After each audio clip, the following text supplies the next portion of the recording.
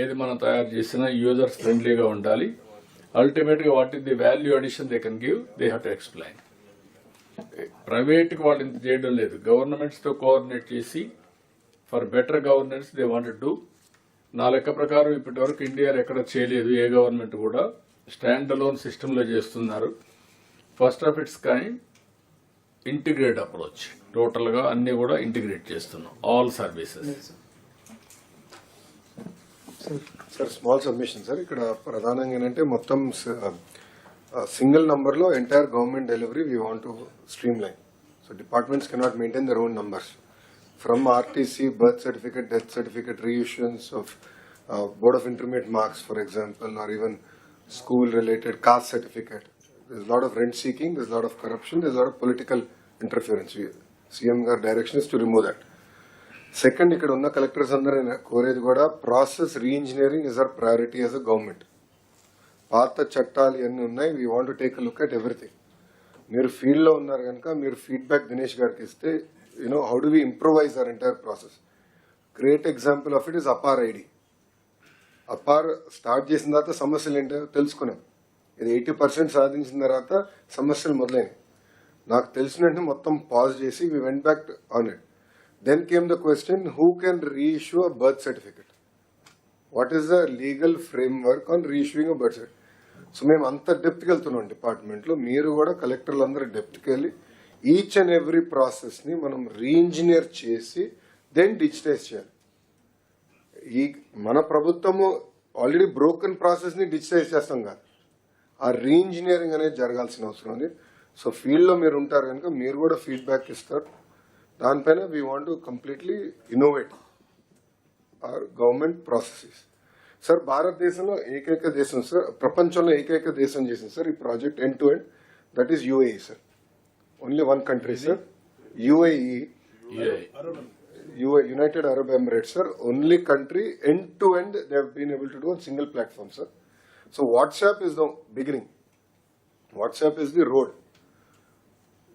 గౌరవ ముఖ్యమంత్రి గారి విజన్ ఏంటంటే ప్రభుత్వ వెబ్సైట్స్ కూడా ఇంకేం ఉండవు. There'll be only single website called ap.gov.in and there will be a simple search bar.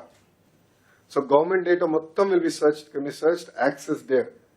ఆ సర్చ్ బార్లో కూడా వెళ్ళి సింపుల్గా నాకు పెన్షన్ రావట్లేదు అని కొడితే వర్క్ ఫ్లో, వాట్సాప్లో ఏదైతే వర్క్ ఫ్లో ఉందో ఆ work flow will start there. అట్లా మొత్తం గవర్నెన్స్ని మొత్తం స్ట్రీమ్ లైన్ చేయాలి అనేది గౌరవ ముఖ్యమంత్రి గారు ఆదేశం. సో ఇదేదో it is not a dog and pony show project, it is not a vanity project, it is about true delivery of services to the end man. ఇది దయచేసి అందరు సీరియస్గా తీసుకోమని కోరుతున్నాను. ఎప్పటికీ బ్యాక్ అండ్ ఎప్పటికీ చేస్తున్నారు, ఎప్పటి నుంచి ఆపరేషన్ స్టార్ట్ అవుతాయి, రోలింగ్ అంతా కూడా ఎప్పుడు చేస్తారు, ఒక స్టెబిలైజేషన్ ఎప్పటికి వస్తుంది? సార్ మనకి ఈ 153 సర్వీసెస్ సార్ ఒక 10 days లో entire end to end complete integration అయిపోతుంది సార్. ఒక I think in 15 days we can roll out sir for these 153 services. Back end అంతా రెడీగా ఉన్నాయా? 153 కి everything is ready sir. 153 is already been tested, validated, sir. Finance, gateway integration we need to just finalize it, sir. Otherwise we are through for 150. ఎప్పటికి అవుతుంది gateway finance? Sir 10 days sir. We are on it, sir. Not at all a problem. 10 days will be done. Yes sir. ఇందులో grievances పెట్టారు, అది తీసిపోతే మొత్తం black అయిపోతుంది WhatsApp అంతా. ఇందులో కాకుండా వేరే పెట్టుకోవాలి. అంటే గ్రీవెన్స్ రెడ్రెసల్ అంటే గ్రీవెన్స్ స్టేటస్ ఒకటే తెలుసుకున్నట్టు పెట్టారు. సో ఏమన్నా ఉంటే grievance meet and sure, but grievance status తెలుసుకుని పెట్టారు. క్లారిటీ సార్ సబ్మిషన్ సార్ ఇది చాలా యూనిక్ ఇనిషియేటివ్ సార్. రియల్లీ జనరల్గా సార్ మనం ఒక పోర్టల్ కానీ యాప్ కానీ చేస్తే ఏమవుతుందంటే మనం పబ్లిష్ చేసుకోవాలి సార్. ఈ యాప్లో అందరూ అప్లై చేసుకొని పబ్లిష్ చేసుకోవాలి. ఆల్రెడీ వాట్సాప్ అందరి ఆల్రెడీ వెళ్ళిపోయింది కాబట్టి పబ్లిక్లో ఉంది కాబట్టి ఈజీ అవుతుంది సార్. సార్ ఇప్పుడు ఇనిషియల్గా సార్ మన category A sir. Category A అంటే already approved by concern authority, only certificate download చేసుకోవడమే విత్ దట్ సైన్ ఉంటుంది సార్. కేటగిరీ ఏ ఇమ్మీడియట్గా మనం స్టార్ట్ చేసుకోవచ్చు sir all services. Category B sir చెప్పినట్టు సార్, మినిస్టర్ గారు చెప్పినట్టు సార్ చెప్పినట్టుగా కేటగిరీ బికి ఓన్లీ అది ఇంటిమేషన్ లాగా ఉంటుంది సార్. ఫర్దర్గా మన ప్రాసెస్లోకి వచ్చేస్తే మనం ప్రాసెస్ చేసి మళ్ళీ ఫర్దర్ సర్టిఫికేట్ దాంట్లో పోస్ట్ అవుతుంది సార్. సో మనకి అప్పుడు బ్యాక్ ఎండ్లో కొద్దిగా ఈజీ అవుతుంది సార్. ఫ్రంట్ ఎండ్లో కేటగిరీ అయితే డైరెక్ట్గా డౌన్లోడ్ అయిపోతాయి సార్. కేటగిరీ బి మాత్రం ఇంటిమేషన్ లాగా మన ప్రాసెస్లోకి వస్తుంది. మళ్ళీ అక్కడ మనం అప్రూవ్ చేస్తాం సర్వీస్లో. దాని ఆల్రెడీ ఫైనల్ అవుట్పుట్ డాక్యుమెంట్ వాట్సాప్లో వస్తే మనకి ఈజీ అవుతుంది. That we can. Only thing ఏంటంటే సార్ సర్టిఫికెట్స్ కి QR code we need to fix.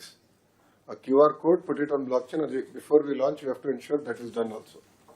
Sure sir. Especially birth certificate ఇవన్నీ అంటే ప్రభుత్వం ఇష్యూ చేసినప్పుడు మన హై సెక్యూరిటీ పేపర్ అది అంటే bond paper.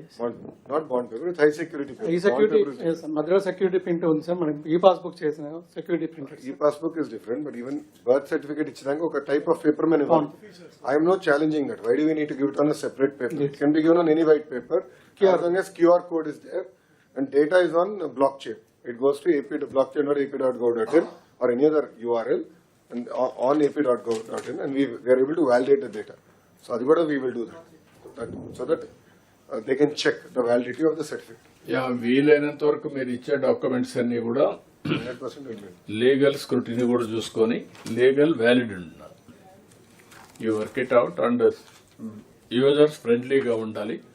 Time to time all collectors కానీ డిపార్ట్మెంట్స్ కానీ అందరూ ఇంటరాక్ట్ అవుతూ take to the logical conclusion.